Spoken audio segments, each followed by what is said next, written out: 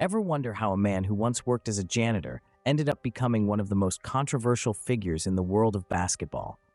Welcome to the fascinating roller coaster life of Dennis Rodman. Born on May 13, 1961, in Trenton, New Jersey, Dennis Keith Rodman grew up in a challenging environment. Raised in the projects of Dallas, Texas, he was often overlooked due to his short stature. A late growth spurt, however, propelled him into the world of basketball, where he emerged as a tenacious rebounder and defensive player. Rodman's college years at Southeastern Oklahoma State University were a turning point. He excelled on the basketball court, leading to his selection in the 1986 NBA draft by the Detroit Pistons. His relentless defense and rebounding prowess quickly earned him a reputation in the league. His career skyrocketed when he joined the Chicago Bulls in 1995, forming a legendary trio with Michael Jordan and Scottie Pippen. Together, they dominated the NBA, securing 3 consecutive championships from 1996 to 1998. Yet, it wasn't just his on-court performances that made headlines. Rodman's flamboyant lifestyle, eccentric fashion choices, and unpredictable antics both on and off the court kept him in the spotlight. After retiring from professional basketball in 2000, Rodman's life took several unexpected turns. He dabbled in acting, wrestling, and even diplomacy, most notably with North Korea. His controversial friendship with North Korean leader Kim Jong-un raised eyebrows globally. In recent years, Rodman has remained a pop culture icon. His fearless approach to fashion led to his recognition as one of the best-dressed NBA players of all time in 2023. In 2024, he brought his star power back to Moose Knuckles for their fall-winter campaign, aligning his bold style with the brand's ethos. Meanwhile, Rodman's estranged daughter, Trinity, has been making a name for herself. Despite a limited role in her life, Rodman's influence is evident. Trinity emerged as a hero for the U.S. women's national team, scoring a crucial goal against Japan and securing a spot in the next round of the Olympics.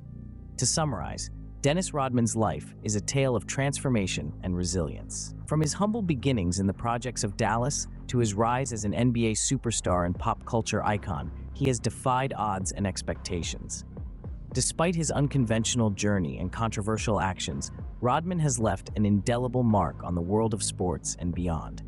His story is a testament to the power of individuality and the impact one person can have, both on and off the court. Okay, so that don't mean that I'm gay. okay, that's the next question coming up here. No, I'm not gay. You're not gay? No. Now, you did say earlier that when you were a little boy, we're looking at that little picture of your little ears spread on there, that you were worried about your sense of sexuality, growing up in a house with all females. I think that's a true statement on my part because, I was very scared to be around guys, boys, little boys, and I didn't know how I would fit in because I was so shy and to myself. So. But you are not gay. You're saying to me you are not gay. No. And if you were gay, I believe you would tell me. I think so. I think so. So, are you bisexual? No. You're not bisexual? No. You do say you don't have to applaud or not applaud. Okay, you do say in this book, you say that maybe in your mind you are. Yeah. And what does that mean? I can float with the idea. You can float with the idea. I can float with it, however you want to look at it. I can do anything I want up here. It don't mean I'm gonna go out and act and do it. I think a lot of people can say to you, a lot of people say, well, I can never be with a man. A lot of guys will say, I can never be with a man. Yeah. How can you say that you thought about it? For you to say, I cannot. You think all men have thought about it? Of course. I mean, if you sit up there, if I ask one of these guys here, you like to be with a man? No, that's just disgusting. That's just disgusting. How do you know it's disgusting? How do you know it's disgusting? You don't know. You don't know. I mean, I'm not saying to go out there and try it, but I'm just saying that you don't know. Okay, so Dennis, I mean, the obvious question is, and I have to ask it because you just laid the door open. So have you been with a man? No. You have not been with a man? No. You wrote all of this, you flirted with it, you think about it, you think you might be in your mind, and yet you say, too, that men and women are offering themselves to you all the time. Yeah. He says that. When I tell you, bow, honey, bow. Yeah. Men and women are offering themselves to you all the time, and yet you still haven't. No, I haven't. I can't lie to say I haven't kissed a man on the lips. But if you go back and if you have a son, a little boy, How many times you kissed him on the lips when he was a little kid? I'm not talking about that. I'm just saying. I'm just saying. Though. I'm not talking about no little son and kissing him on the lips. I'm talking about big old grown Dennis Rodman. Yeah. I have no problem kissing him. If I have a friend that's gay or bisexual, if he wants to kiss me on the lips, he kisses me on the lips. I don't care. It don't mean that I'm gay or bisexual, but I can kiss him on the lips. Yeah, you bought this T-shirt that said something about, I'm not gay, but my boyfriend is. Yeah. Yeah. A lot of people counted me out and said, he's going to die at 40. He's going to die at 45. You know, when you go to Vegas and see your name up there and people are betting on you to die, and it's like, wow. Come on, that exists? It's a true story. But, you know, but it's like, you know, I just prove people wrong, you know, because people say, you know, he's a loose cannon, he's wild, he's this, he's that, he's that. But I'm like, wait a minute, hold on, man. People don't give me a chance sometimes. And people want me to always act this wild, crazy individual, you know, out of control person. I'm like, man, do you realize I've done a lot of good things on this planet? You realize that? But I can't say that because people want me to do the bad things so you can talk about it. Dennis Rodman smoked cigars. Dennis Rodman had open threesomes, foursomes, orgy parties. This is how he lives. He ride motorcycles to the... You ain't never seen a player come to the game motorcycle, have you? He married himself. You hear what I'm saying? He might come, he might have blonde hair. He dresses up in dresses. He was just different. But when he came and did his job, he was there to do his job, and he did his job at a high rate. He got 40, 50, 30, 20 rebounds in an aggressive, very physical league during the 90s and the early 2000s. I could not think that in a less physical league like we have today that he wouldn't thrive in today. Nah, he didn't get 40 rebounds. He had 49 rebounds in the game, P.I. 34, yeah. And then he would have back-to-back nights where he had 30, and then go up to Jason Williams when he had, that night him and Jason Williams had a rebound off. Who remembers this? You remember this? Yeah, I remember that. Bro, they had like almost 40 rebounds apiece. It was like the high 30s or something.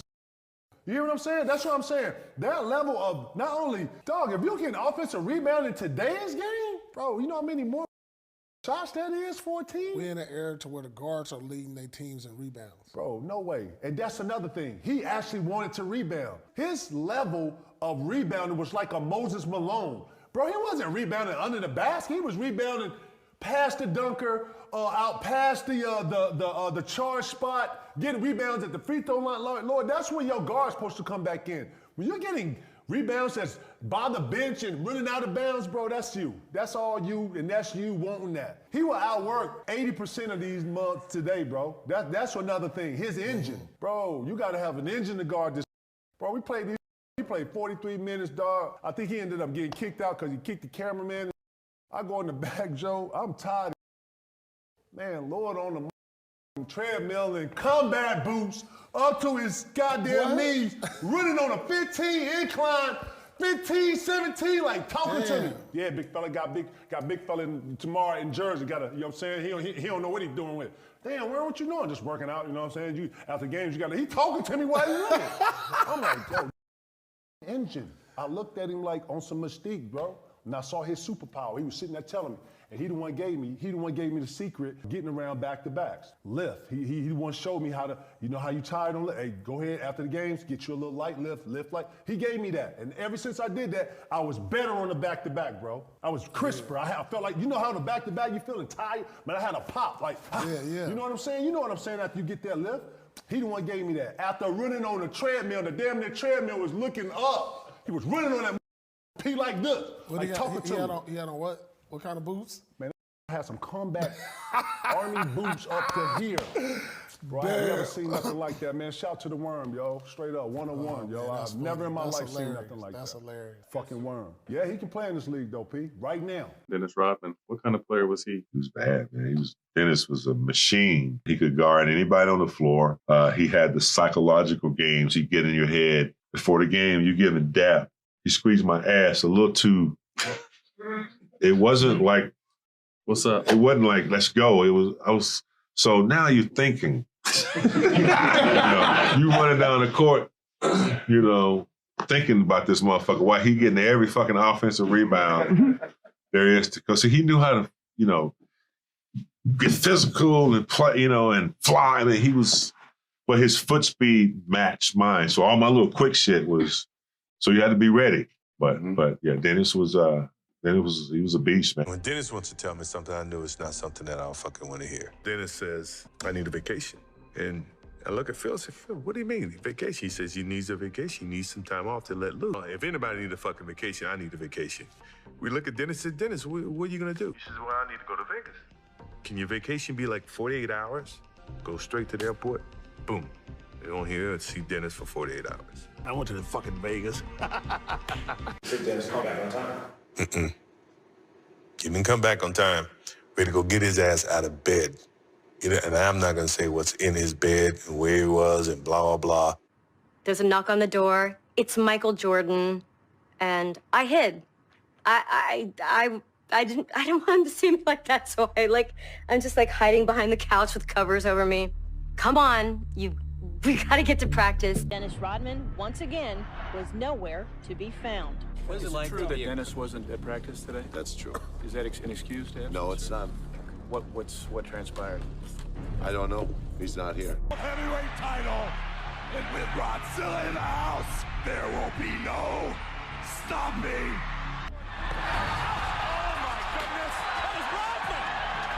Dennis's sideshow, is it a reality check for the Bulls? When Scotty left, I think Mike had a lot of confidence in me to knowing that I'm gonna be there for him. I'm not gonna let him down. I'm not gonna let the team down. This is what held us together when Scotty was up. He had to really focus to make us as competitive as we were. We go to the swimming pool, guys. Watch some tits and ass. They'll pay for your fine. They pay for my fine, see? See what I'm saying? All people that's in the business are crooked too. I'm letting you know now. That was Craig Sager gave me $20 to pay for my fine. Sound like a bribe. Report him. That's what I'm saying. He must want to interview. He wants something. That's his problem. The thing about this team, people don't understand. It's just not basketball that we have to deal with on this team. It's not just it's the pressure of the bullshit. You know, I play the game for free, but you get paid for the bullshit after. Basketball is simple. It's a simple game. But when you leave this confined zone, it's hard. It's hard. Hey, Dennis. Let me know when Oakley's going to set a back screen on me. Set that screen right there, so you just want me to open it up and just hold him? If you have to switch out, switch out. I can stop Houston right there. The Oak's not turning around. I can stop him right there. I should catch up. When the clock was running down, he set that screen and veered over the top. Switch in that situation. You hung out with Dennis Rodman in Vegas. In May of '95, when he was still with the Spurs, they were in a playoff series with the Lakers. I got sent down to LA, and a 4-day, 3-night, 3-state bender ensued. And it was amazing. And I turned it into this cover story where he's got the bird on his shoulder and the metallic hot pants, this iconic SI cover. But that first night in LA when we went out, they eliminated the Lakers. He immediately walked off the court and told me, let's go. We ended up at a club in West Hollywood with some celebrities. He drank me under the table, but at one point he took me outside and he started to talk about a lot of things, including Madonna, who was the most famous woman of the world, and he had been dating. And he said very openly, you know, she wanted to have my baby. The quote, I think, was, she has ways of making you feel like King Tut. And so as all this is happening, I was just going to go home straight from Vegas. I had so much good stuff, and I was going to fly to Oakland.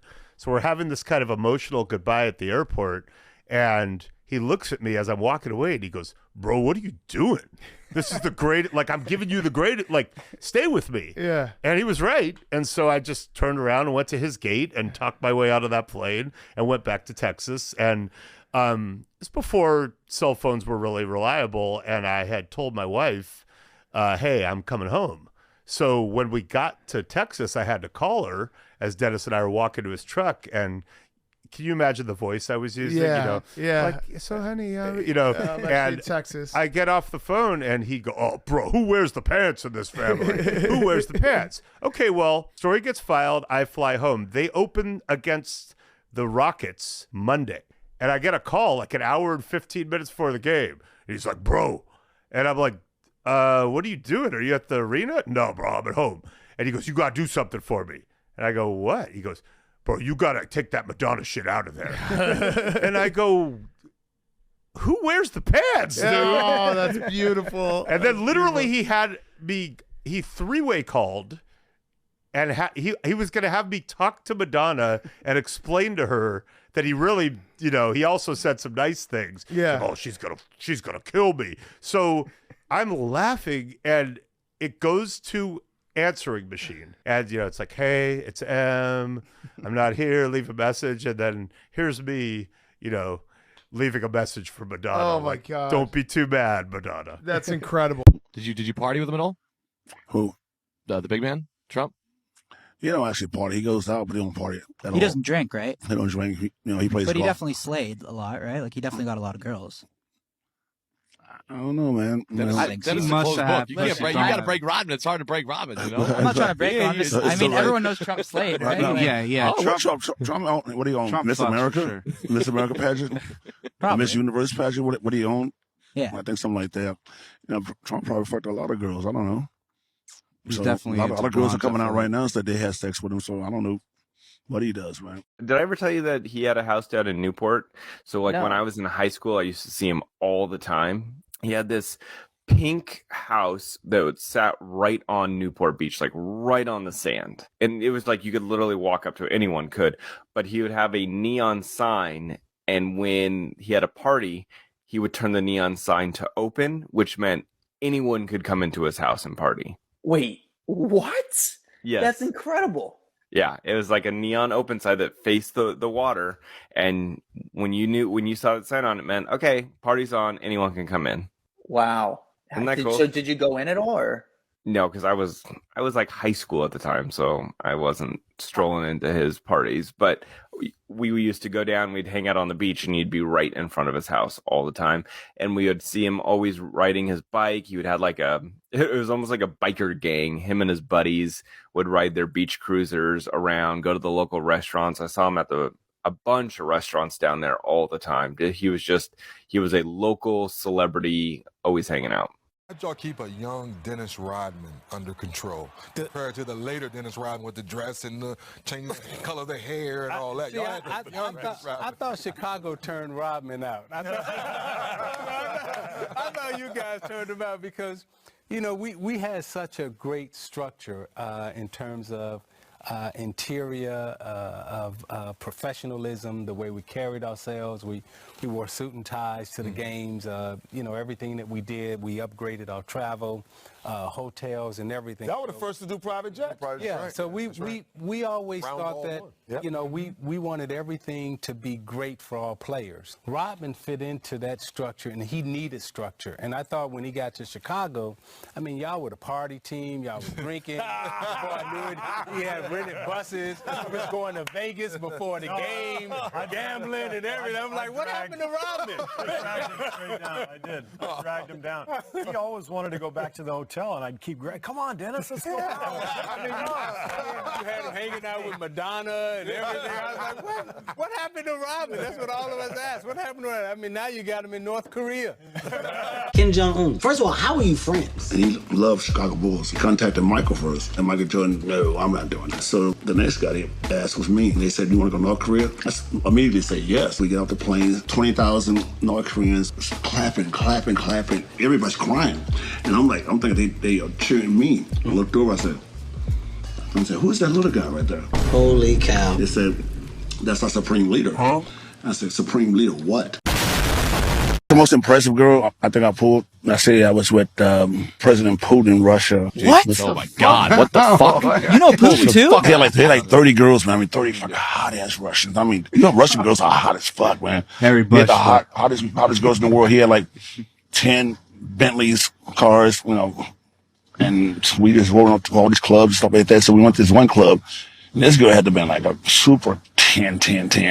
She was just built.